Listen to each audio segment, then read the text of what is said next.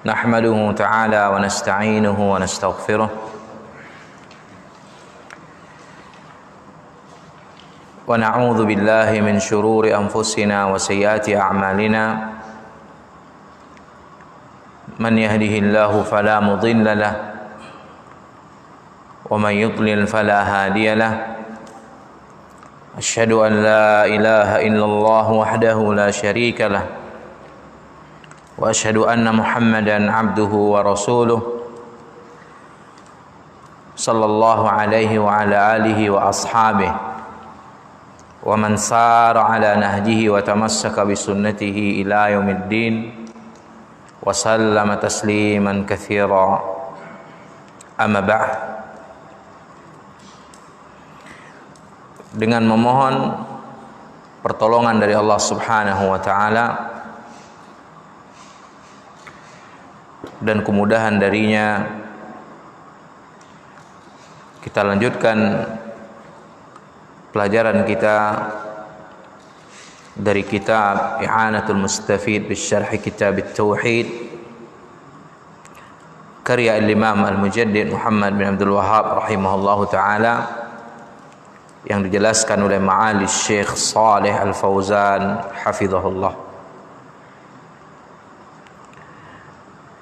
Berikutnya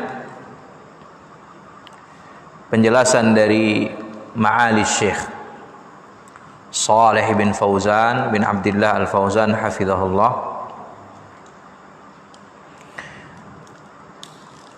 setelah membawakan hadis Rasulullah alaihi salatu wassalam yang menceritakan tentang beberapa orang lelaki yang datang menemui istri-istri Nabi alaihi salatu wassalam,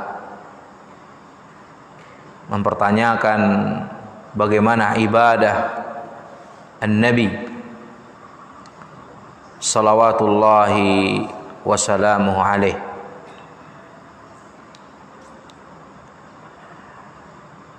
Maka beliau katakan, wa hakadha fal ibadatu la budda an takuna mutabaqatan lima jaa bihi an-nabiy sallallahu alaihi wasallam laysa fiha bid'un wala khurafatun wala muhdathatun wala istihsanatun للعقول أو اقتداء بفلان أو علان ما دام أن هذا المقتدى به ليس متبعا للرسول صلى الله عليه وسلم فليس بقدوة. هذه هي العبادة. هذه هي العبادة. Maka demikianlah al-ibadah, dan demikianlah maka ibadah mesti dan harus la budda mutabaqah, mencocoki, menyesuaikan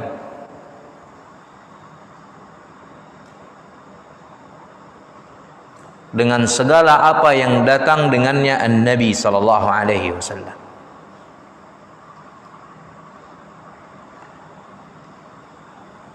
Maka ini ketentuannya.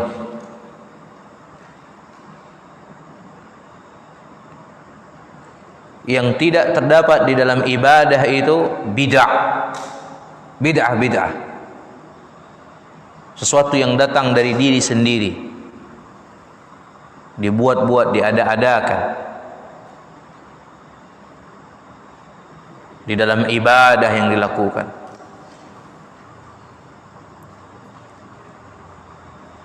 Baik secara asalnya ataupun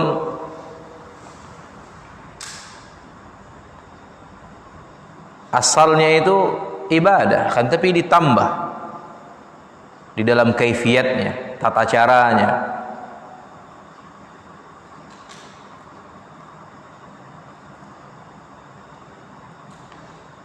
dan juga tidak mengandung khurafat, tahayul, dan juga muhdatsat sama dengan bid'ah, hal-hal yang baru dan diada-adakan, dan juga tidak ada istihsanat lil uqul, hanya didasarkan dengan anggapan baik oleh akal.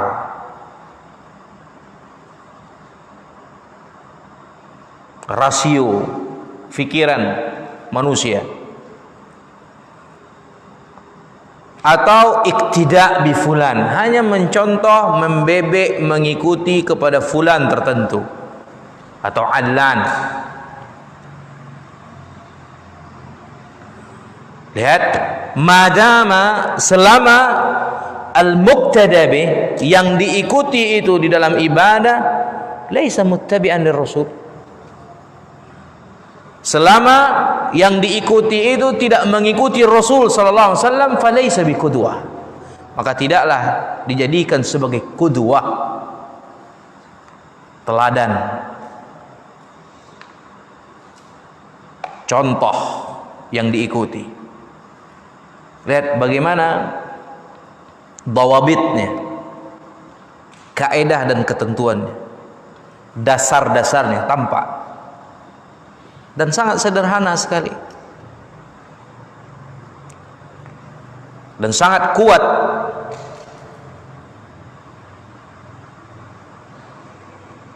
Dan ini mencocoki dari dalil-dalil Al-Quran dan hadis-hadis Rasulullah SAW serta ijma'.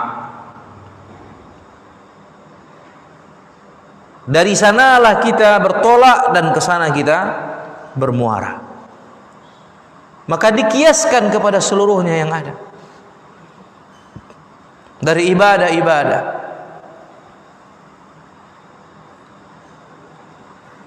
Dan juga bisa dijadikan sebagai prinsip dasar di dalam seluruh sikap yang seorang mukmin membangun sikapnya di atas hal tersebut di dalam din agamanya.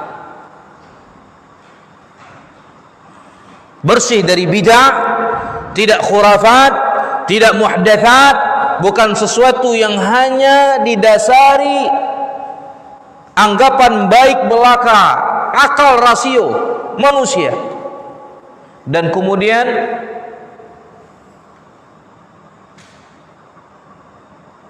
yang diikuti itu harus mencocoki ar-Rasul sallallahu alaihi wasallam, baru bisa dijadikan sebagai teladan, contoh. Tapi apabila menyalahi dari ketentuan dan dawabit ini, maka tidak. Makanya kata beliau, hadhihi hiyal ibadah, itulah ibadah.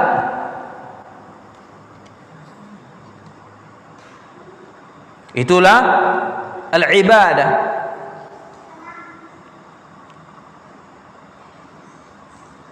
Maka inilah keselamatan. Kan tapi kebanyakan manusia tidaklah berakal, tidaklah berilmu dan mengetahuinya.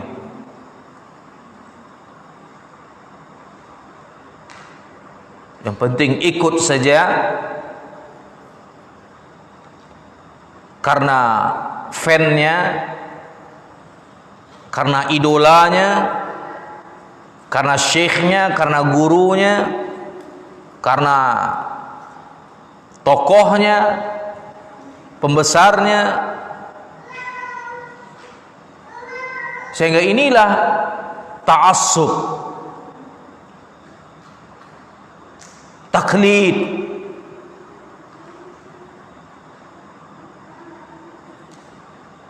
yang tercela, hizbiyah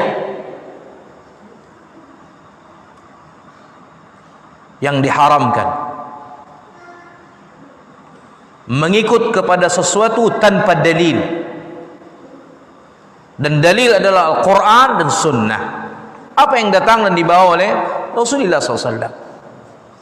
Kan tapi ahlus sunnah, ahlul haq, sunni salafi tidak dididik di atas hal ini. Sungguh mereka memerangi seluruhnya. Taklid, asabiyah, hizbiyah, ini merupakan musuh besar di dalam dakwah salafiyah. Tetapi mereka dididik di atas pengikutan terhadap dalil ilmu dan siapa saja yang mencocokinya. Ibnu Qayyim Al-Jauziyah rahimahullah mengatakan bahwa Syekhul Islam habibun ilaina. Guru kami Ibnu Taimiyah adalah orang yang paling kami cintai. Guru. Walakinnal haqqa ahabbu ilaina minhu. Kan tapi kebenaran Nabi kami cintai daripada dia. Begitu ulama mendidik kita. Dan di atas ini mereka mendidik kita. Dan itulah ahlus sunnah wal jamaah yang sejati dan sesungguhnya. Sehingga dinamakan dengan ahlus sunnah wal jamaah. Berbeda dengan selainnya, dia dinamakan sebagai ahlul ahwa, ahlul bid'ah, ahlul furqah, ahlul tahazzub, dan nama-nama yang buruk yang semakna dengannya. Dan ini yang membedakan. Walihada yaqulu al-'allamah Ibnu Al-Qayyim rahimahullah fi an-Nuniyah. Oleh karena itu al-'allamah Ibnu Al-Qayyim rahimahullah mengatakan di dalam Nuniyahnya, haqqul ilahi ibadatun bil amri la bihawan nufusi fadzalika lisyaitani. Hakul ilah, hak Allah yang diibadati, hak Allah itu adalah ibadah, yaitu diibadati. Hakul ilahi ibadah, hak Allah adalah diibadati, dipatuhi dan tunduk kepadanya bil amri, yaitu dengan syariat, dengan perintahnya, dengan sesuatu yang diturunkan olehnya. La bihawan nufus, bukan dengan hawa nafsu. Karena yang sedemikian fadzaka lisyaitan, itulah yang diberikan kepada syaitan.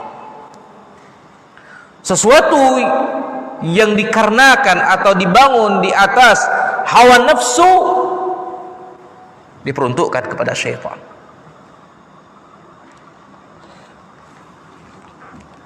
Haqqul ilahi ibadatun bil amri ya'ni bis syar'i fal amru al muradu bihi asy-syar'u. Bagus ditutup pintunya. Kalau nak makin banyak nanti. Allah musta'an. Jazakumullah khair.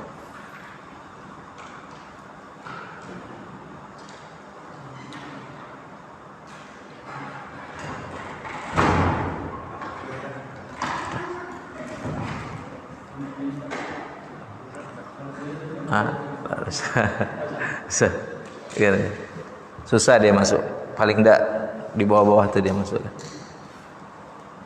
Agak mengurangi. Haqqul ilahi ibadatun bil amri ya'ni bis syar'i fal amru al muradu bihi asy-syar'u fala tuhdits syai'an min 'indik. Haqqul ilah, hak Allah, yaitu mengibadatinya dengan al-amr, yaitu syara', dengan syariat. Al-amru diinginkan dengannya adalah asy-syara', itu syariat. Fala tuhdits syai'an min indika, maka jangan engkau membuat sesuatu, engkau ada-adakan datang dari dirimu sendiri. La bihawan nufus fadzaka lisyaitan, bukanlah dengan hawa nafsu, karena itu merupakan yang diberikan kepada syaitan. Falladhi ya'budullaha bistihsani aqlih wa syahwati nafsihi bi syai'in lam yashra'hu ar-rasul sallallahu alaihi wasallam laisa 'abidan lillah wa innama huwa 'abidun lisyaitan li'annahu alladhi amarahu bidzalik fasyaitanu ya'muru bil bid'ah wal khurafat. Allahu akbar. Maka yang mengibadahi Allah Jalla wa Ala dengan istihsan, anggapan baik akalnya, menurut baik rasio fikirannya, serta syahwat nafsunya, dengan sesuatu yang Nabi SAW tidak pernah mensyariatkannya, maka dia bukanlah abidan lillah, hamba bagi Allah Jalla wa Ala,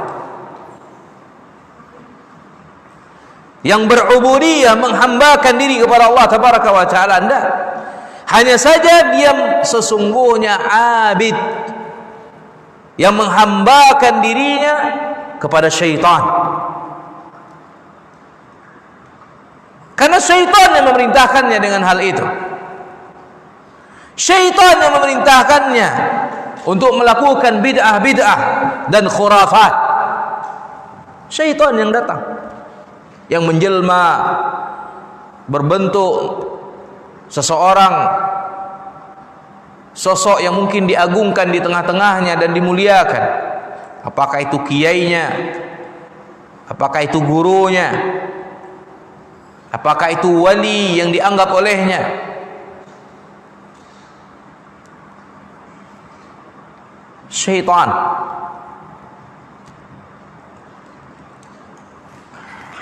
Wa qala fi mawdhi'in akhar,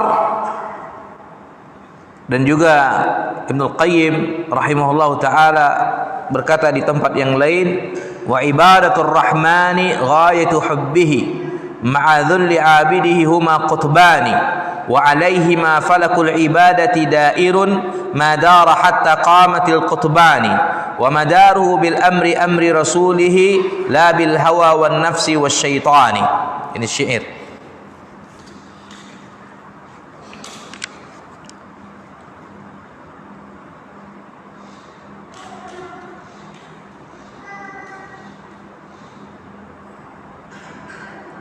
Qasidah al-Imam Ibnu Qayyim. Qasidah. Nah, kata beliau, mengibadahi Ar-Rahman, yaitu Allah Jalla wa Ala, ghayatu hubbihi, dengan penuh kecintaan terhadapnya.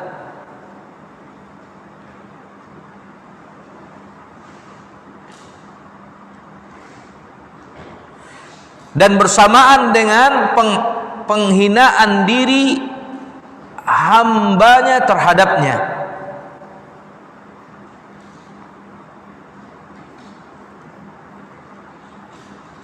Dan kedua hal ini merupakan dua poros utama, dan di atas keduanya hal ini ibadah berkisar sampai kemudian dia berada pada dua poros utama ini, tegak di atasnya. Sedangkan sandarannya adalah perintah, yaitu perintah Rasulnya, dan bukanlah hawa dan nafsu serta syaitan. Itulah ibadah. Beliau mendefinisikan ibadah di dalam qasidahnya dengan ucapannya tadi. Itulah ibadah. Ibadah kepada Allah Jalla wa Ala, yaitu dengan penuh kecintaan terhadapnya. Seorang kalau ibadah kepada Allah Jalla wa Ala dengan penuh kecintaan, itu akan ringan baginya ibadah itu, mudah baginya. Yang berat dan sulit terasa ringan, dan dia sangat asyik dengan ibadah itu, gemar, karena dibangun di atas kecintaan penuh terhadap Allah Jalla wa Ala. Dan bersamaan dengan perendahan diri, penghinaan diri terhadap Allah Jalla wa Ala, dan sandarannya adalah perintah Rasulnya sallallahu alaihi wasallam. Apa yang dibawa oleh Nabi alaihi salatu wasallam berdasarkan syariat, bukan dikarenakan hawa nafsu dan syaitan. Hakadha takunul ibadatu. Maka demikianlah ibadah keberadaannya. La budda an takuna al ibadatu khalisatan liwajhi Allah azza wa jalla. Mesti ibadah itu ikhlas mengharapkan wajah Allah subhanahu. Laisa fiha syirkun, wa an takuna aidan ala wafqi ma jaa bihi Rasulullah sallallahu alaihi wasallam tamaman, laisa fihi bid'atun. Ibadah mesti ikhlas, tulus murni mengharapkan wajah Allah jalla fi'ula, tidak mengandung kesyirikan di dalamnya. Dan demikian juga ibadah mesti mencocoki sesuai dengan apa yang dibawa oleh Rasulullah SAW secara sempurna, tamaman. Sama sekali juga tidak mengandung ibadah itu bid'ah sedikit pun. Wa haqqul ibad 'ala Allah. Dan kemudian lanjutan hadis tersebut, wa haqqul ibad 'ala Allah alla yu'adziba man la yusyriku bihi syai'an. Sedangkan hak hamba atas Allah Jalla wa Ala, Allah tabaraka wa taala tidak akan menyiksa, tidak akan mengazab siapa saja yang tidak berbuat syirik kepadanya dengan sesuatu apapun. Allah Jalla wa Ala tidak akan menyiksa orang-orang yang tidak berbuat syirik, yang tidak menyekutukan Allah Jalla wa Ala dengan sesuatu apapun. Hadzal haqqu lil ibad 'ala Allah. Inilah hak bagi para hamba atas Allah Jalla wa Ala. Laisa bihaqqin wajibin 'ala Allah, bukan maksudnya di sini adalah hak yang mesti dan harus Allah tabaraka wa taala dipaksa untuk melakukan hal itu, yang diwajibkan Allah Jalla wa Ala di atas hal itu. Bukan demikian maksudnya atau yang diinginkan darinya. Wa innama huwa tafaddulun minhu subhanahu wa ta'ala. Hanya saja itu merupakan karunia, keutamaan dari Allah Jalla wa Ala yang Allah berikan kepada hamba-hambanya yang tidak berbuat syirik kepadanya. Lianna Allah la yajibu alaihi haqqun li ahadin, karena tidak ada seorang pun yang memaksa dan mengharuskan kepada Allah Jalla wa Ala. Enggak ada. Tidak ada hak yang mewajibkan dan mengharuskan bagi Allah Jalla wa Ala untuk diberikan kepada seorang pun dari hambanya. Wala ahadun yujibu 'ala Allahi syai'an. Begitu pun juga tidak ada seorang pun yang memaksa dan mewajibkan Allah untuk melakukan sesuatu. Kama huwa madhhabul mu'tazilati, sebagaimana yang kita dapatkan di dalam madhab al-Mu'tazilah, salah satu sekte firqah yang mengibadati akal, rasionya, yang mengungguli akal, rasionya di atas segala sesuatunya, bahkan nas, Al-Quran dan Sunnah. Mereka sangat mendewakan, mempertuhankan akal. Al-Mu'tazilah. Apa anggapan mereka? Fahumul ladzina yarawun anna Allah yajibu alaihi an ya'mala kadza. Ini anggapan mereka, keyakinan dan mazhab mereka, bahwasannya mereka berpandangan Allah Jalla wa Ala diwajibkan atasnya untuk melakukan ini dan itu. Yujibuna 'ala Allah bi'uqulihim. Mereka mewajibkan atas Allah dengan hasil kesimpulan akal, fikiran dan rasio mereka. Amma ahlus sunnati wal jamaah fayaqulun, sementara ahlus sunnati wal jamaah mereka berpendapat, berkeyakinan dan bermadhab Allah subhanahu wa ta'ala laisa alaihi haqqun wajibun li khalqihi Ini yang pertama. Allah Jalla wa Ala tidak ada hak yang mengharuskan atas Allah, yang diwajibkan bagi Allah untuk diberikan kepada makhluknya. Ini pertama. Wa innama, hanya saja, huwa syai'un tafaddala bi subhanahu wa takarrama bih. Hanya saja yang ada adalah dia sesuatu yang Allah Jalla wa Ala anugerahkan dengannya, Allah muliakan dengannya, Allah utamakan dengannya hambanya, yaitu dengan tidak menyiksa dan mengazabnya orang-orang yang tidak berbuat syirik kepada Allah Jalla wa Ala dengan suatu apapun. Kama qala ta'ala, sebagaimana juga dalam firman Allah surah Ar-Rum, wa kana haqqan alaina nasrul mu'minin, dan adalah sudah menjadi hak atas kami. Artinya apa? Sudah menjadi ketetapan atas kami untuk menolong orang-orang beriman. Maksudnya apa? Hada hakun tafaddala bih. Hak, keharusan yang dimaksudkan di sini adalah Allah Jalla wa Ala memberikan anugerah dengannya orang-orang beriman, karunia, keutamaan darinya subhanahu wa ta'ala, yaitu menolong orang-orang beriman. Wa nadhama dzalika asy-syairu biqaulih, dan juga seorang penyair menyebutkan di dalam ucapannya, malil ibadi alaihi haqqun wajibun kalla wala sa'yun ladaihi dha'i'u in 'udzibu fa bi'adlihi aw nu'imu fa bi fadlihi wa huwal karimul wasi'u. Tidak ada bagi para hamba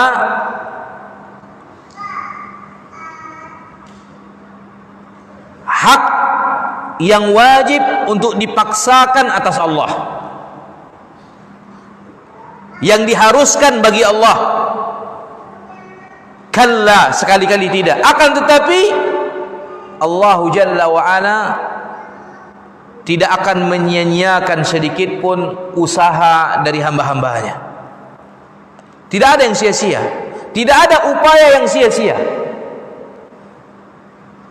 Semuanya akan dipertanggungjawabkan, semuanya akan dihisab, semuanya akan dihitung, akan ditimbang, dibalasi, diganjari. Kalau seandainya mereka disiksa, maka itu dengan keadilan Allah. Dan kalau seandainya mereka diberi nikmat, maka itu dengan keutamaan dan karunia Allah. Karena dialah Al-Karimul Wasi', yang maha mulia, yang maha luas rahmat dan kasih sayangnya.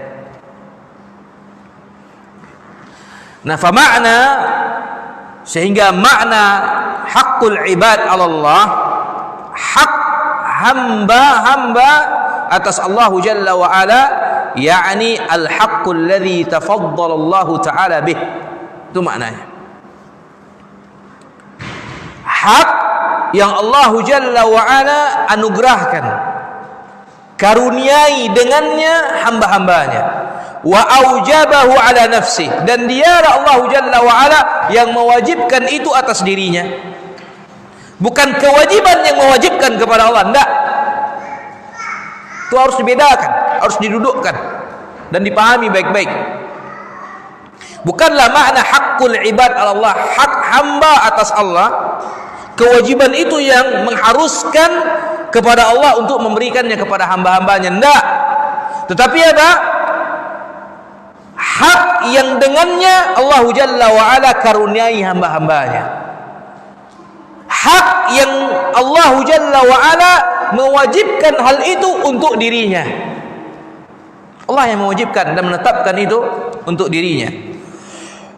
Makanya dalam ayat tadi surah Ar-Rum, wa kana haqqan alaina, dan adalah sudah menjadi ketetapan dan kepastian dan hak yang kami tetapkan atas diri kami, nasrul mu'minin, memberi pertolongan orang-orang beriman.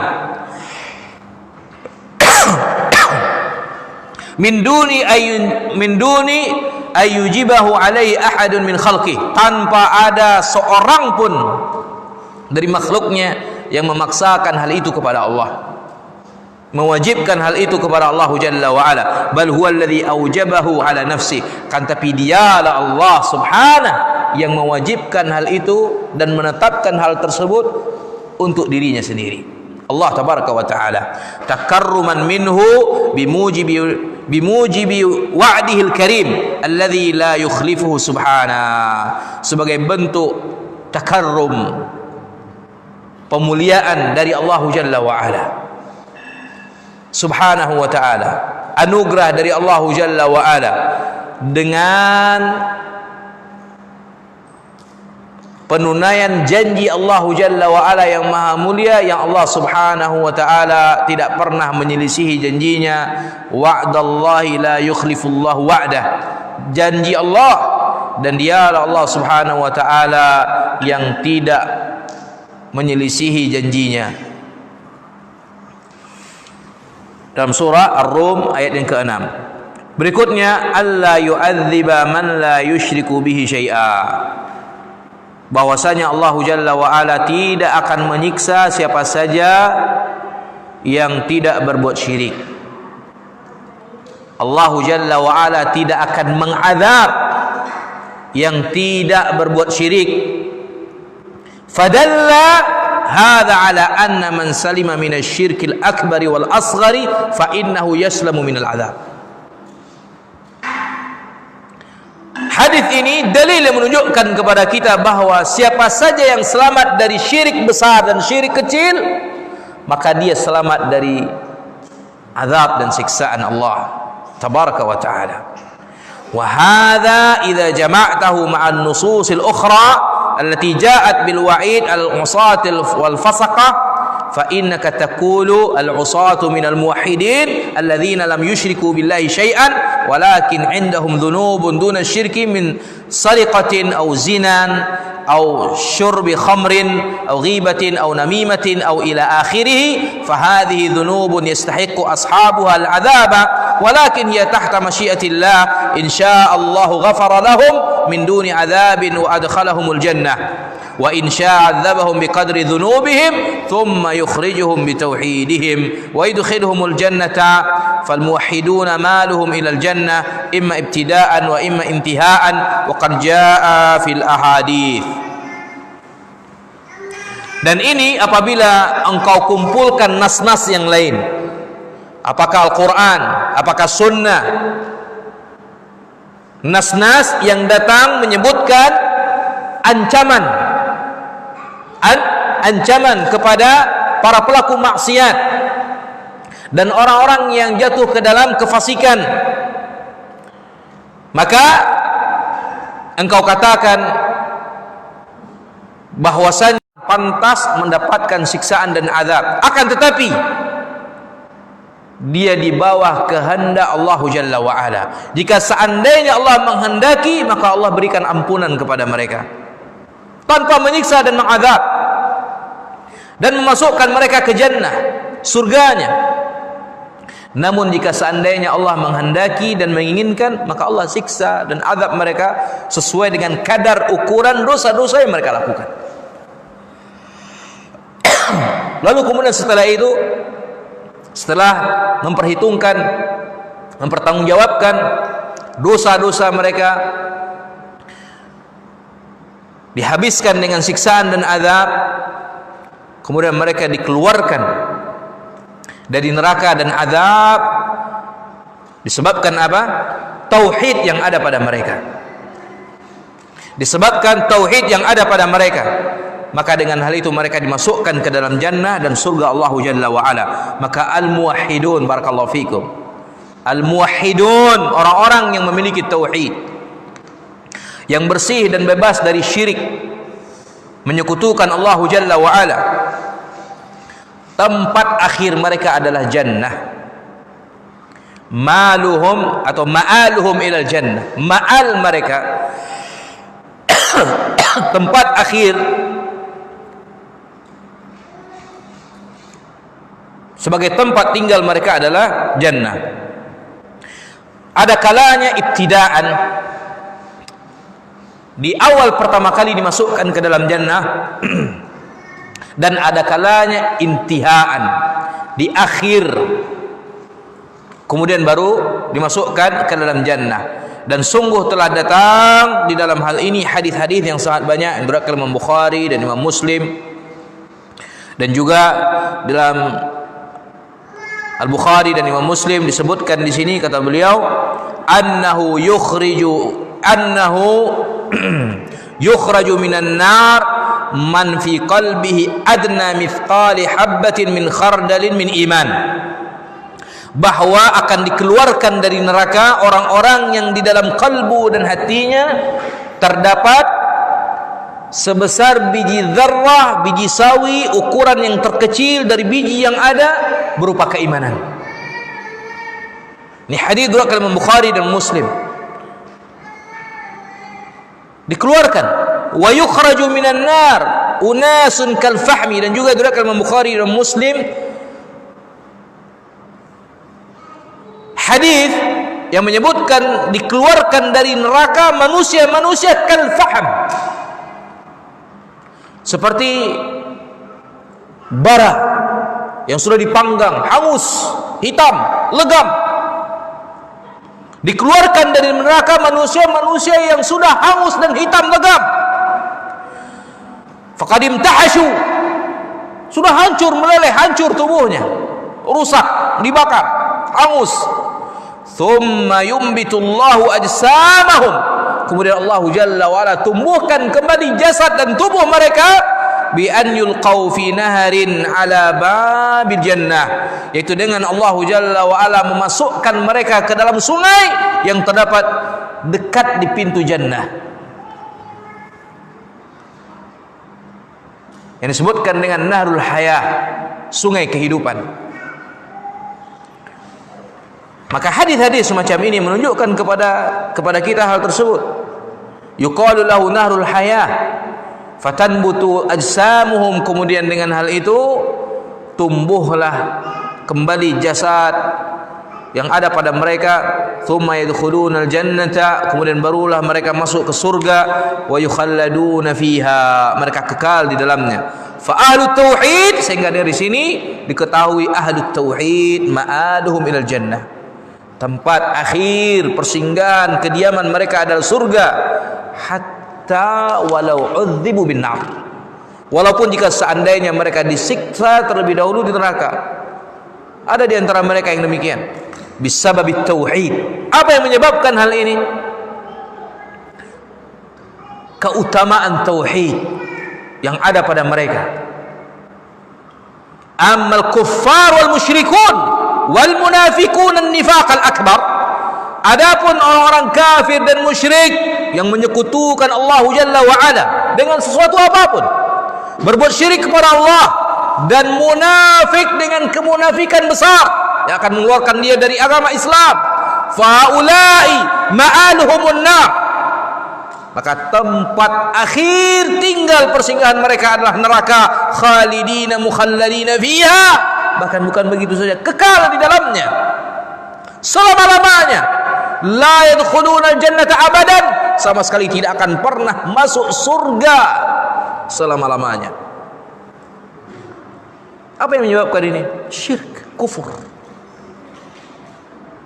Sebagaimana dalam surah Al-A'raf yang beliau bawakan di sini, la tufattahu lahum abwabus sama' wa la yadkhuluna al-jannata hatta yalijal jamalu fil sammil khiyat wa kadzalika najzil mujrimin. Tidak akan pernah dibukakan untuk mereka pintu-pintu langit, dan mereka tidak akan masuk surga sampai onta yang besar demikian memasuki lubang penjahit.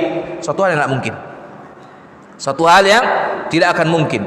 Maka demikianlah kami balasi orang-orang yang berbuat jahat dan dosa. Sudah azan?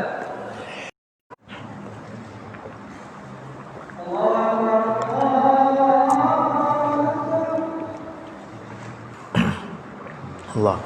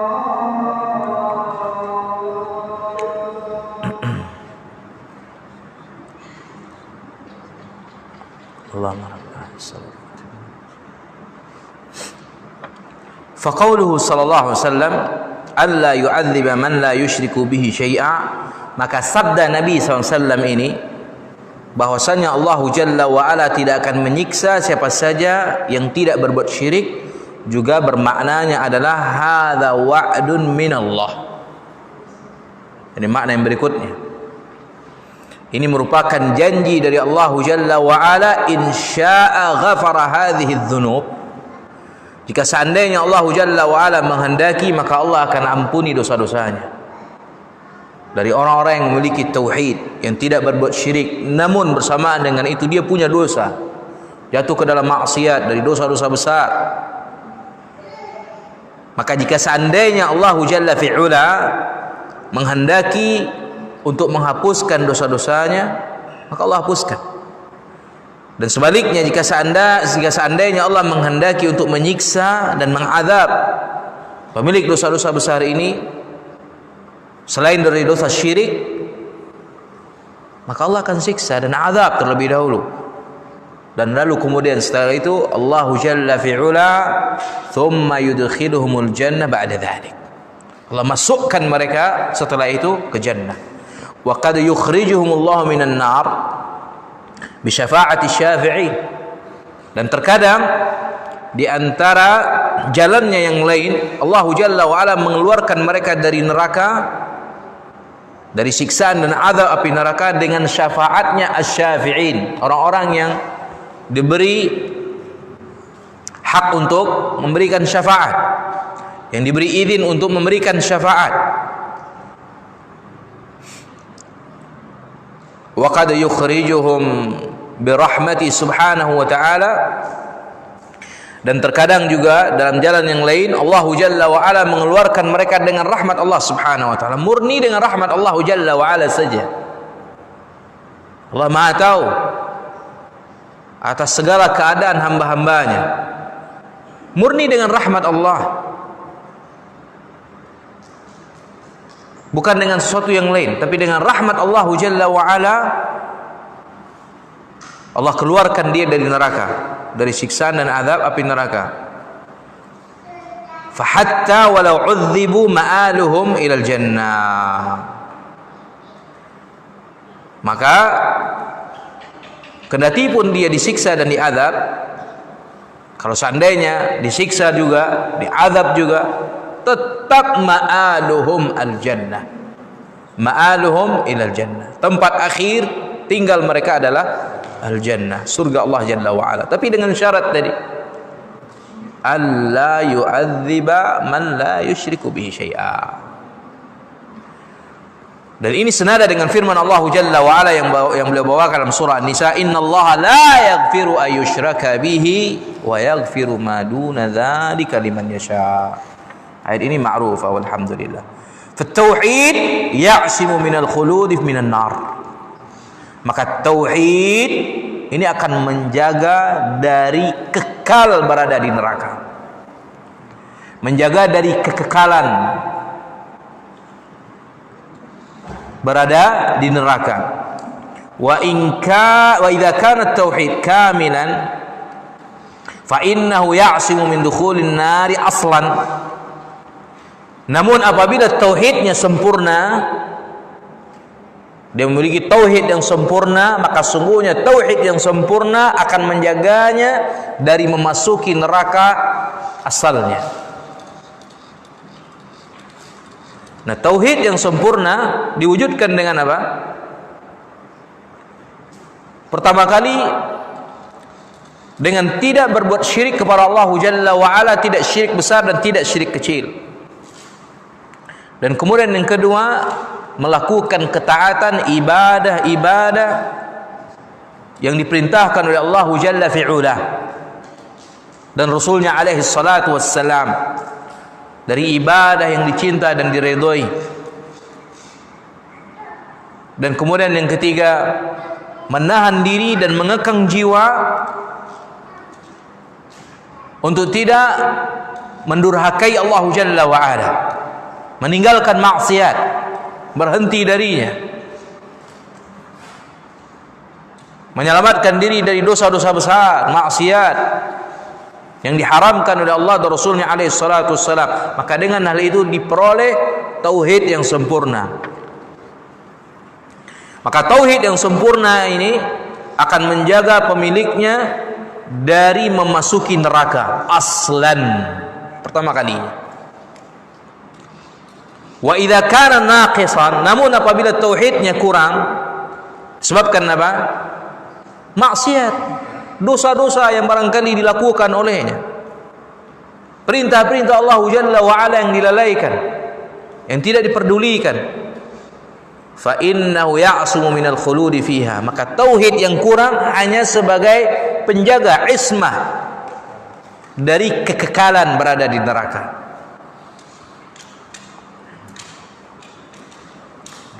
Wala ya'simu minad dukhuli fiha,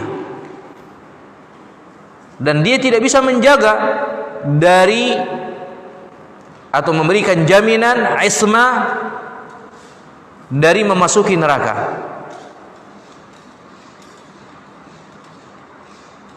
Penjagaan dari memasuki neraka. Wa inna ma ya'simu minal khuludi fiha, hanya saja tauhid yang kurang memberikan jaminan untuk tidak kekal di neraka. Kama qala ta'ala, sebagaimana firman Allah Jalla wa Ala, lamma dzakara munadharata Ibrahim al-Khalili alaihi salam ma'a abadatil asnam.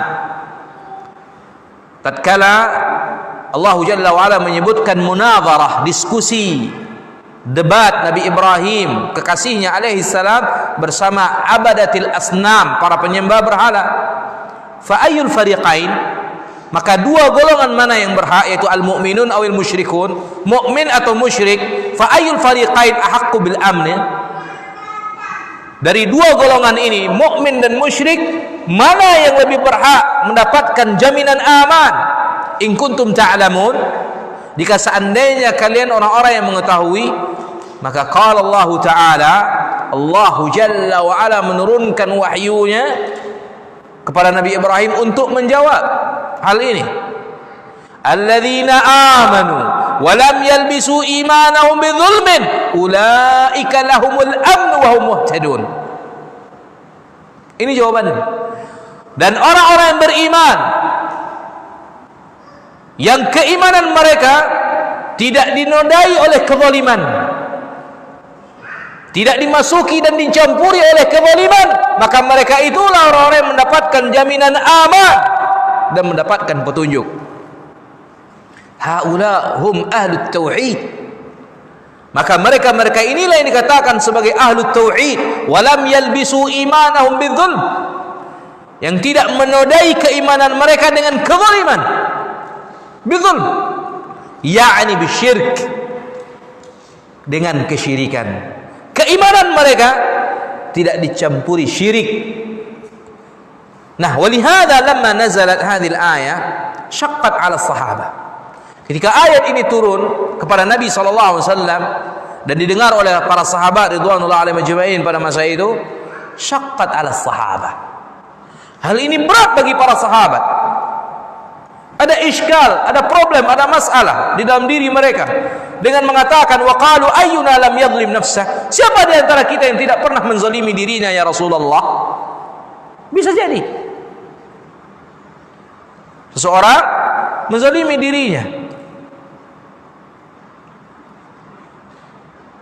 Faqala sallallahu alaihi wasallam laisa alladhi ta'nun innahu syirk. Alam tasma'u qaula al-'abd salih, qaula al-'abd salih.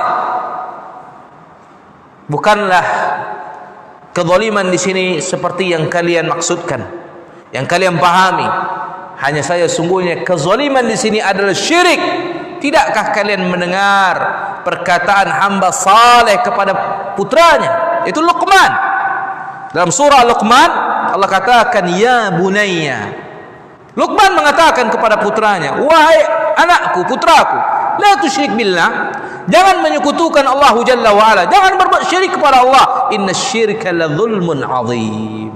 Sesungguhnya kesyirikan, menyekutukan Allah Subhanahu, la zulmun azim, benar-benar kezaliman yang sangat besar.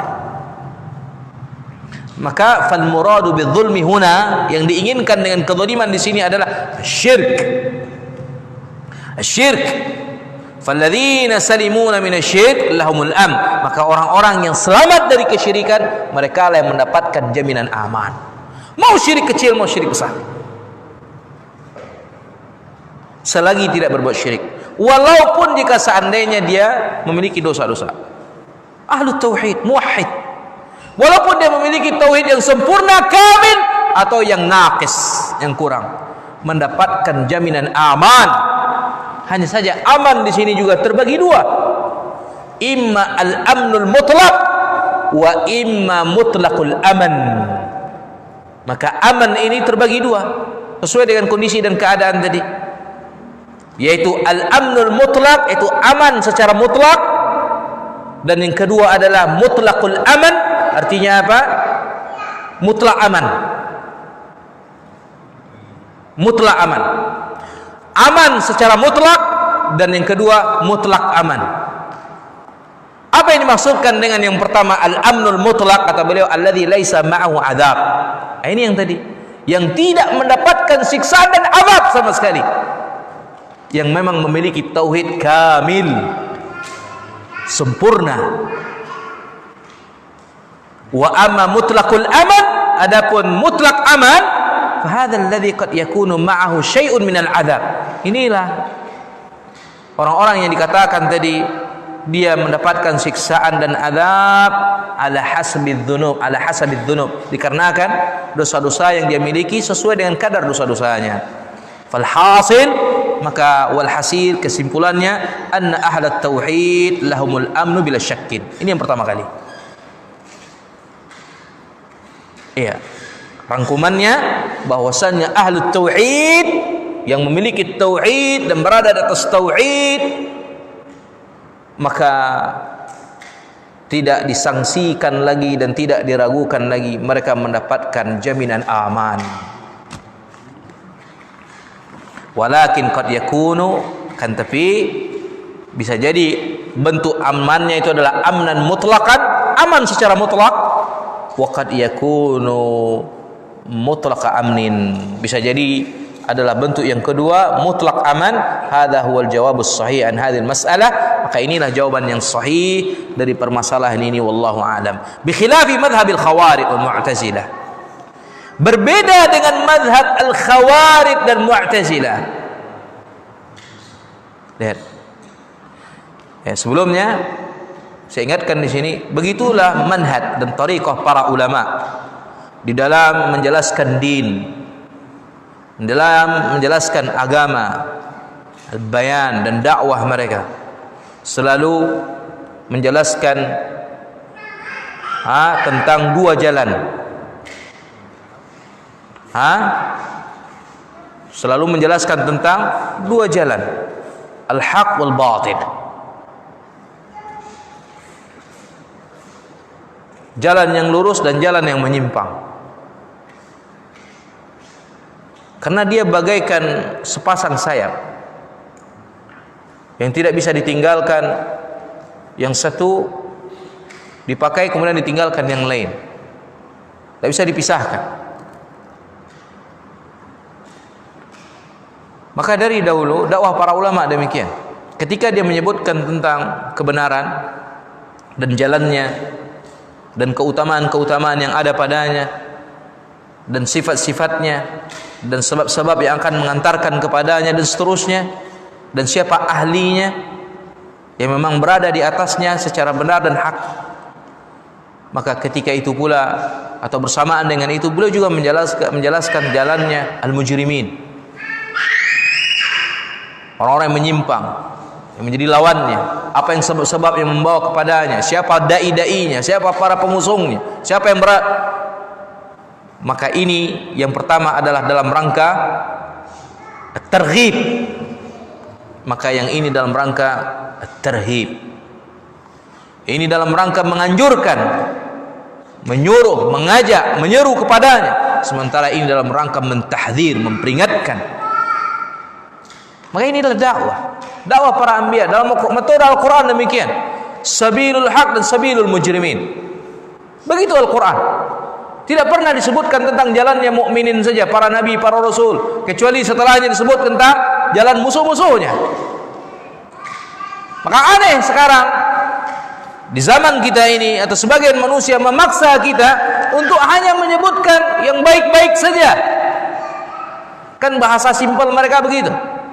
Yang baik-baik sajalah yang disebut tentang fadilah, ibadah, keutamaan. Jangan singgung-singgung yang tidak bisa seperti itu. Bagaimana kita bisa mengetahui yang manis kalau bukan setelah kita tahu mana yang pahit? Bagaimana kita bisa membedakan malam dan siang kecuali dengan harus kita jelaskan? Begitu ya ikhwan fillah nazakumullah. Allah Jalla wa Ala ketika menyebut mukmin nanti Allah sebut kafir, munafik, musyrik. Ketika Allah sebutkan al-haq, Allah sebut bagaimana sabilul mujrimin, dalal dan semacamnya. Begitupun juga Nabi SAW dalam berbagai hadisnya. Begitupun juga para ulama dan juga dalam kitab ini ketika menyebutkan hal-hal yang terkait dengan kebenaran al-haq dalam masalah ini, kemudian beliau sebutkan yang menjadi lawannya dari pemahaman dan madhab yang menyimpang, yang salah dan keliru dalamnya. Maka di sini dikatakan bi khilafi madhabil khawarij wal mu'tazilah. Inilah dakwah salafiyah, dakwah Ahlussunnah, at-tasfiyah wa tarbiyah. Dua pokok komponen prinsip dakwah salafiyah. Sebagaimana katakan Imam Albani rahimahullah, bahkan beliau membuat dan punya karangan khusus tentang hal ini. Dakwah salafiyah adalah dakwah tasfiyah wa tarbiyah. Berjalan di atas dua poros ini. Tarbiyah mendidik, membina, mengajari yang benar. Wa tasfiyah menyiangi, membersihkan, menjauhkan, memperingatkan. Di tasfiyah, dibersihkan. Antum buat rumah tapi enggak dibersihkan bagaimana coba? Penuh dengan lawa, penuh dengan turab, debu. Bisa jadi kecoa masuk ke situ, manci juga tikus dan semacamnya. Antum lihat, harus dibersihkan ikhwan fillah jazakumullah. Buat bangunan, buat rumah dibersihkan, lawa dibersihkan, lawa dibersihkan, disapu, ditutup, dibersihkan. Begitu juga agama ini yang dibangun di dalam diri kita, dibangun dengan tauhid, dibangun dengan ibadah dan sunnah, dan juga dibersihkan dari syirik wal bid'ah wal khurafat wal tahayul wal ma'asi. Tarbiyah wa tasfiyah. Dan itu hanya di dalam dakwah salafiyah dan tidak akan didapatkan dari selainnya. Allahu Allah. Tuh lihat berbagai banyak dakwah muncul hanya mengajak kepada fadilah, fadilah, fadilah, fadilah, fadilah, habis dengan fadilah saja. Enggak ada fadilah, saking sibuknya dengan fadilah yang bukan sesuatu fadilah dijadikan sebagai fadilah. Iya enggak? Banyak cerita-cerita khurafat. Jenggot, fadilah jenggot, katanya. Kenapa? Di situ malaikat bergantungan, bergelayutan di situ, bidadari. Ini hadis-hadis dingdong seluruhnya, tidak ada asalnya. Ini kebablasan seperti itu. Nah kemudian fa'indahum, di sisi mereka, anna ashabal kabair, bagaimana di sisi mereka, pandangan mereka bahwa pelaku dosa besar mukhalladuna finnar, wal'iyadu billah, kekal di neraka walau punya tauhid, walau punya iman, kata mereka, min hadzal madhhabil batil, wal'iyadu billah, min hadzal madhhabil batil. Kita berlindung kepada Allah Jalla wa Ala dari madhab yang batil ini. Fa'indahum, mereka berpandangan, anna man dakhala an-nar wa la yakhruju minha bi za'mihim, bahwa kalau orang sudah masuk neraka tidak akan keluar darinya sedikit pun, menurut anggapan dan dakwaan mereka. Wa yughalituna an-nusus as-sahihah minal kitabi waz sunnah, mereka keliru dalam memahami nas-nas yang sahih baik dari Al-Quran dan Sunnah, allati tadullu ala anna ahlat tauhid, bahwa yang menunjukkan bahwa ahlut tauhid walau kana indahum dhunubun wa ma'asin fa innahum la yukhalladuna finnar. Tidak menerima dan tidak memahami bahwasanya ahlut tauhid, ya, yang menunjukkan bahwasanya ahlut tauhid walaupun jika seandainya di sisi mereka ada dosa dan maksiat, maka mereka tidak akan kekal berada di neraka. Qala Allah Ta'ala, thumma awrathnal kitab, ya, dalam ayat ini surah Fatir 32, thumma awrathnal kitab alladzina istafaina min ibadina, kami telah mewariskan Al-Quran kepada orang-orang yang sudah kami pilih dari hamba-hamba kami, yakni hadhil ummah, wal muradu bil kitab Al-Quran, yang dimaksudkan dengan Alkitab di sini Al-Quran. Apa kata Allah? Apa kata Allah Jalla wa Ala yang Allah wariskan itu? Faminhum zalimun li nafsihi. Lihat, di antara mereka ada yang zalim terhadap dirinya. Berarti apa kalau zalim terhadap dirinya? Berbuat dosa, ya khibiddin, berbuat dosa dan maksiat, punya dosa dan maksiat. Wa minhum muqtasidun, dan di antara mereka golongan yang kedua muqtasid, sederhana ibadahnya, biasa-biasa saja. Wa minhum sabiqun bil khairat, ini yang ketiga dan ini yang paling istimewa dan unggul utamanya, yaitu sabiqun bil khairat, berlomba-lomba dan berlari-lari, bersegera, berpacu-pacu, bersemangat di dalam kebaikan biidznillah, dengan izin Allah Subhanahu. Dzalika huwal fadlul kabir, maka itulah keutamaan dan karunia yang besar dari Allah Jalla wa Ala. Jannat, surga Aden, yadkhulunaha, yang mereka masuki. 3, zalim, muqtasid, wasabiqun bil khairat. Unzuru, perhatikan kata beliau, kaifa dzakara zalim li nafsihi ma'al muqtasid ma'as sabiq bil khairat. Lihat bagaimana Allah Jalla sebut dalam ayat ini orang yang berbuat zalim terhadap dirinya, dan kemudian dia sederhana dalam biasa saja, sederhana pertengahan dalam ibadahnya, dan kemudian yang dia as-sabiq, berlomba-lomba dan bersungguh-sungguh bersegera dalam kebaikan. Wa wa'adahum jami'an bil jannah, Allah janjikan kepada mereka seluruhnya tanpa mengecualikan surga. Jannat adnin yadkhulunaha yuhallawna fiha, diberi perhiasan di dalamnya, min asawir, dari gelang-gelang, min zahab, gelang-gelang yang terbuat dari emas, wa lu'lu'an, mutiara-mutiara, wa libasum fiha harir, pakaian mereka di surga Aden itu harir, sutra. Kemudian waqalu alhamdulillah, apa jawaban mereka ketika itu setelah diberi karunia anugerah ini? Alhamdulillah, segala puji Allah bagi Allah, alladzi adhaba 'anna al-hazan, yang telah menghilangkan kesedihan dari kami. Inna rabbana laghafurun syakur, sesungguhnya Rabb kami benar-benar Maha Pengampun dan lagi Maha memberikan kesyukuran. Alladzi ahallana daral muqamah min fadli, yaitu dialah Allah Jalla wa Ala Rabb kami yang telah memberikan kepada kami tempat yang kekal dengan karunia-Nya. La yamassuna fiha nasabun wa la yamassuna fiha lughub, yang tidak akan pernah kami disentuh oleh rasa nasab, lelah, dan juga tidak lughub, lesu, hal-hal yang mencemaskan, kelesuan. kepenatan. Dzakara minhum adh-dhalim li nafsi bal bada'a bihi. Allah sebut di awal ayat itu, di antara mereka yang mendapatkan nikmat ini adalah orang yang zalim terhadap dirinya, bahkan Allah memulai dengannya. Mimma yadullu, di antara yang menunjukkan ala anna ahlat tauhid yurja lahumul khair. Dalil yang menunjukkan kepada kita bahwasanya ahlut tauhid masih diharapkan baginya kebaikan.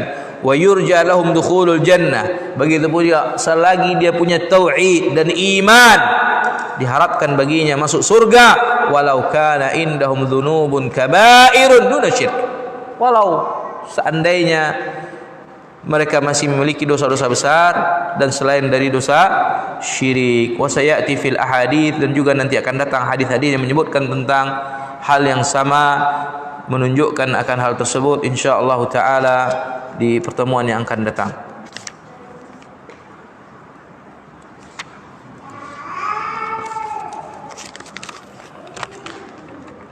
Assalamualaikum warahmatullahi. Saya ingin menanyakan apakah puasa sunnah 10 Muharram dan puasa pertengahan bulan 13, 14, 15 merupakan sunnah Nabi Muhammad SAW?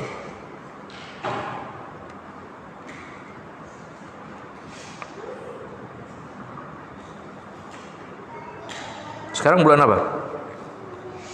Sudah masuk Muharram? Hah?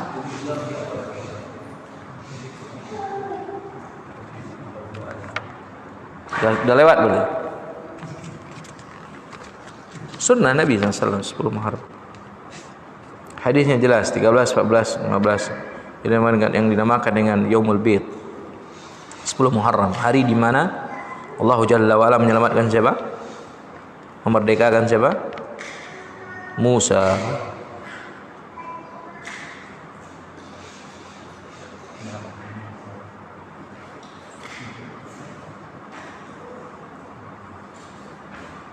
Apa hukum mencium kaki orang tua?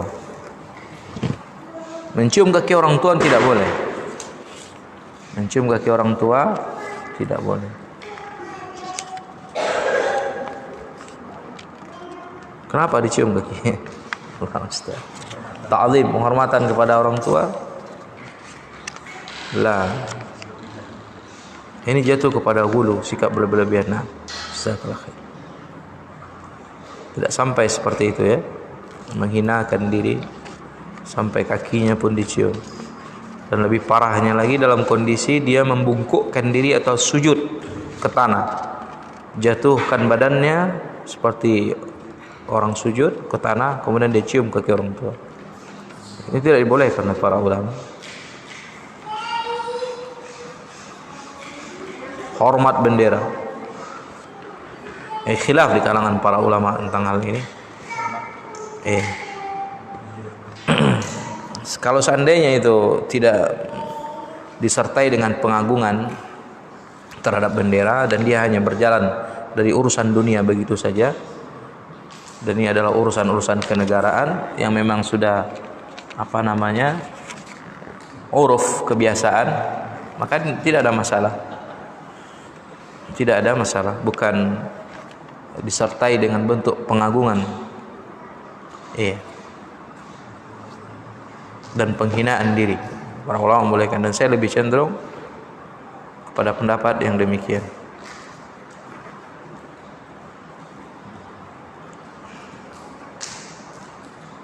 Apa hukum uang gaji pensiunan PNS yang sudah tidak bekerja? Ini tidak masalah ya, hukum, karena sudah haknya yang ditetapkan oleh pemerintah.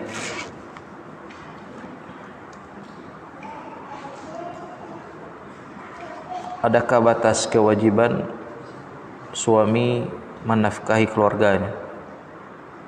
Batas kewajiban, maksudnya apa nih batas kewajiban? Adakah batas kewajiban suami menafkahi? Kalau nominalnya enggak ada, tergantung kebutuhan, situasi, keadaan. Ya. Tergantung dengan kebutuhan.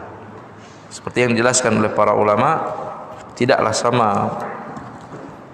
yang engkau berikan kepada istrimu yang tinggal di kota dengan yang berada di kampung, di desa. Sebagaimana juga tidaklah sama yang engkau berikan kepada istrimu yang masih punya tanggungan sedikit dengan yang memiliki tanggungan yang banyak. Nah, itulah yang keadilan, meletakkan sesuatu pada tempatnya. Tidak ada batasan, tergantung kebutuhan. Bahkan kalaupun seandainya tidak dinafkahi,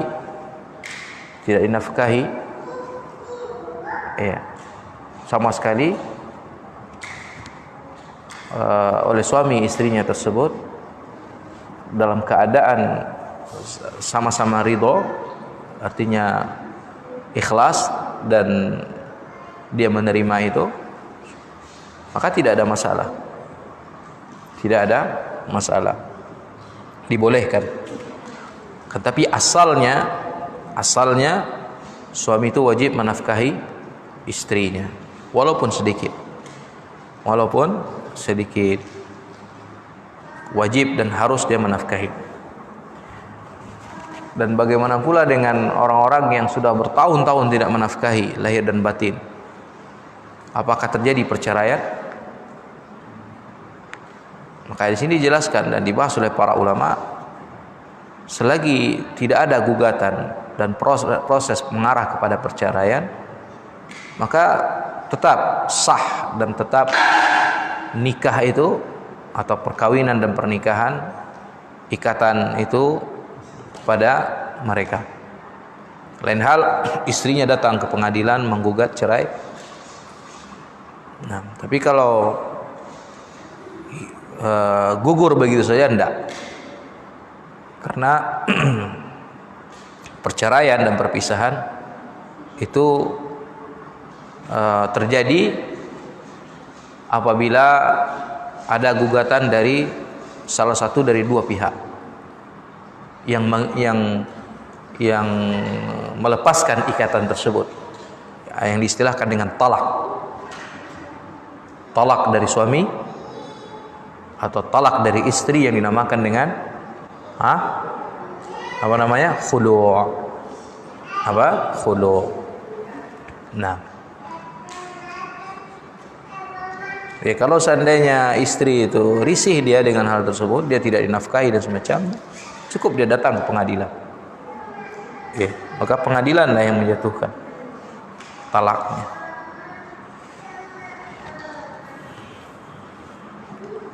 Wallahu a'lam bishawab. Saya rasa demikian. Subhanakallahumma wa bihamdika asyhadu an la ilaha illa anta astaghfiruka wa atubu ilaik. Assalamualaikum warahmatullahi wabarakatuh.